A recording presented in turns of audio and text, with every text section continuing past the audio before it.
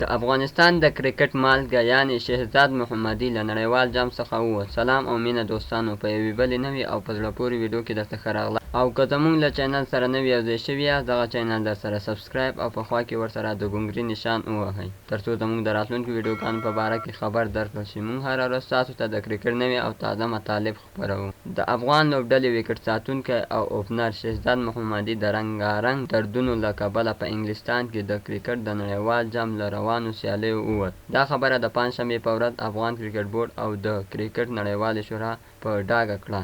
د کرکټ بورډ چارواکو وویل چې اکرام علي خیل به د نړیوال جام په پاتې لوبو کې د شهزاد محمدي ځای ونیسي. افغان ټیم د نړیوال جام په سیالیو کې 2 لوبې پرله پسې بایللې. ځینې رسنۍ د شهزاد وتل دې ټیم ته یو ستر ګزار بللی دی. 32 کلن شهزاد محمدي مخکې له دې چې د پښې لوبلېدل یې له نړیوال جام وتلو ته اړ کړی و، د استرالیا او سریلانکا په وړاندې 2 میچونو کې یوازې 7 منډې جوړې کړې دي، چې د افغان ټیم د مینوالو له سترو او سختو انتقادونو سره لاس او ګریوان شو. د شهزاد محمدي په اړه د نیوکو راپور دلته لوستلی او کتلی شئ.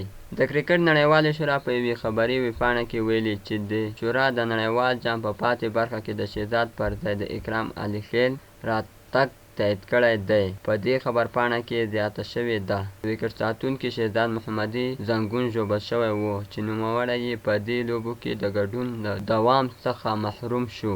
د شهزاد محمدي زنګون د نړیوال جام تر لوبو مخکې د پاکستان په وړاندې په یوې تمریناتي یا وارم اپ میچ کې ژوبل شو.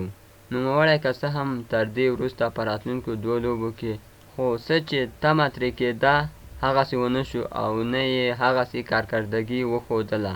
ملګرو، افغان کرکټ بورډ داسې پریکړه کړې ده چې شهزاد محمدي پر ځای اکرام علي خیل انګلینډ یا انګلستان ته لیږلی دی، چې اکرام علي خیل به د شهزاد محمدي پر ځای لوبې ته دوام ورکوي. ملګرو، آیا کرکټ بورډ دا څنګه پریکړه کړې؟ زما په نظر چې افغان لوبډلې ته به یو څه ستونزې وي، ځکه چې شهزاد یو بهترینه لوبغاړی و، خو کرکټ بورډ دا خبره کوي چې شهزاد محمدي له څو لوبو راهیسته داسې سمه کارکردګي نه ده کړې، نو ځکه یې اکرام علي خیل ته چانس ورکړی دی. د افغانستان د بریا په هیله. نړۍ مننه چې زموږ ویډیو مو تر اخره وکتله، په دې هیله چې د خوښې وړ مو ګرځېدلې وي. د لا ښکلو ویډیوګانو لپاره زموږ د یوټیوب چینل سبسکرایب کړئ.